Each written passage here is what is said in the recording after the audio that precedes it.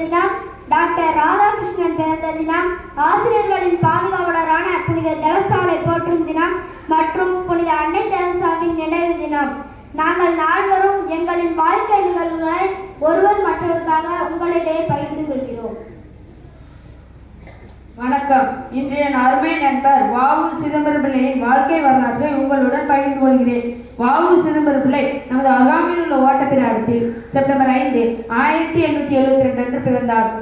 ஆங்கிலேயர்களின் கட்டுப்பாட்டில் இருந்த கப்பல் போக்குவரத்து துறை இந்தியர்களின் முன்னேற்றத்திற்காக சுதேசி நீராவி கப்பல் நிறுவனத்தை நிறுவினார். தூத்துக்குடிக்கும் கொழும்புக்கும் இடையே இந்திய கப்பல் இயக்கப்படும் வகையில் இந்த நிறுவனத்தை நிறுவினார்.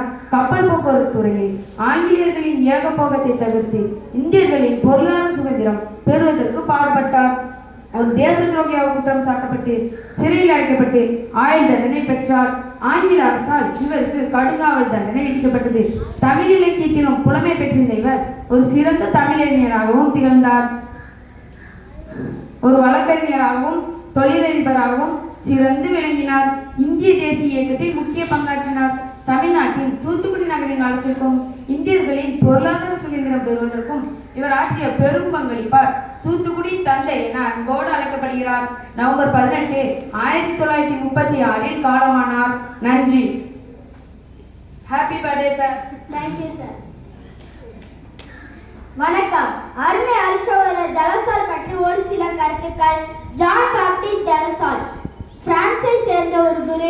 இவர் ஏழை மற்றும் ஏழ்மையான குழந்தைகளுக்கு கல்வி கற்பித்தார். 1680 கிறிஸ்தவ பள்ளிகளுக்கான சகோதரர்கள் நிறுவனத்தை நிறுவினார்.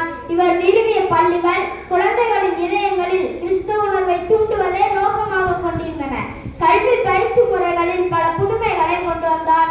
ஆசிரியர்களுக்கு பயிற்சி அளிக்கும் முதல் சாதாரண பள்ளியை நிறுவினார். இவரது முக்கிய படைப்பான the conduct of the Christian schools கல்வி முறையையும் தத்துவத்தையும் விவரித்தது. ஆன்மீகம் மற்றும் கல்வி குறித்து பல முக்கிய நூல்களை இவர் இயற்றினார். ஆசிரியர்களின் பாதுகாவலராக கருதப்படுகிறார். இவரது பணி உலகம் முழுவதும் உள்ள பள்ளிகளுக்கும் கல்விக்கும் ஒரு நீடித்த தாக்கத்தை ஏற்படுத்தியது. நன்றி. வாழ்த்துக்கள். நன்றி. வணக்கம். இன்று திருவிழா கொண்டாடும் புனித அன்னை தெரசாவின் வாழ்க்கை நிகழ்வுகளை பற்றி உங்களிடம் பகிர வந்துள்ளேன். அன்னை தெரசா 1910ஆம் ஆண்டு மாசிடோனியாவில் பிறந்தார். ஆனால் தனது வாழ்நாள் முழுவதும் இந்தியாவில் சேவை செய்தார். அவரது இயற்பெயர் ஆக்னஸ் கோஞ்சா.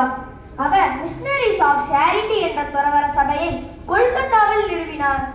இந்த சபை ஏழைகளுக்கும் அனாதைகளுக்கும் நோயுற்றவர்களுக்கும் இறக்கும் தருவாயில் உள்ளவர்களுக்கும் சேவை செய்வதை நோக்கமாக கொண்டது. அன்னை தெரசா வறுமை, நோய் மற்றும் அன்பற்ற உலகத்தை எதிர்த்து போராடினார்.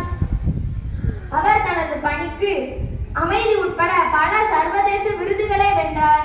இவர் பல தலைமுறையினருக்கு உத்வேகமாக இருக்கிறார். இவர் அமைதிக்கான நோபல் பரிசையும் பெற்றார்.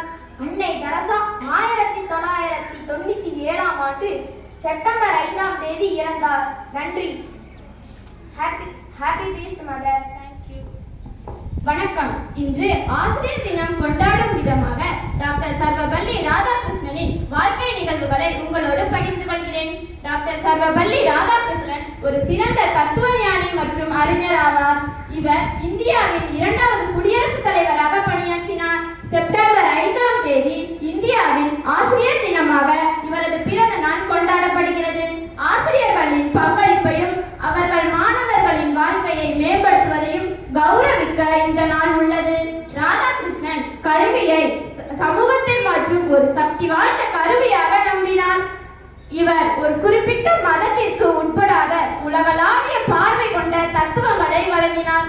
இவரது தத்துவங்கள் மற்றும் எழுத்துக்கள் கல்வி, ஆன்மீகம் மற்றும் தத்துவம் ஆகிய துறைகளில் பெரும் தாக்கத்தை ஏற்படுத்தின.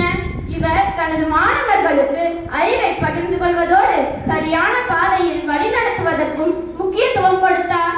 ஆசிரியர்களின் பங்களிப்பையும் அர்ப்பணிப்பையும் விடாமுயற்சியையும் போற்றுவதற்கான நாள் இது. நன்றி. Happy birthday sir. Thank you mother. ஆசிரியர் பெருமக்களுக்கும் இனிய ஆசிரியர் தின நல்வாழ்த்துக்கள்.